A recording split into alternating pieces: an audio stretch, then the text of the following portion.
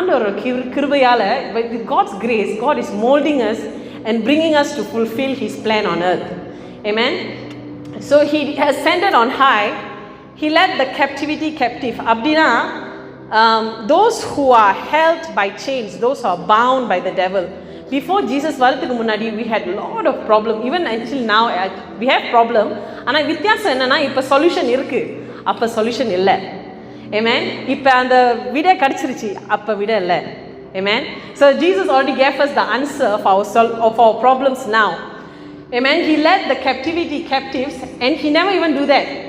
Once Jesus came on earth, அவர் பூமிக்கு வந்தோனே He did what He need to do. அவரோட மினிஸ்ட்ரியை முடிச்சிட்டு He went to the cross and He went to heaven.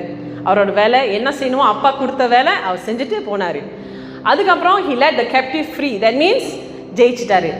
Those who are bound already set free.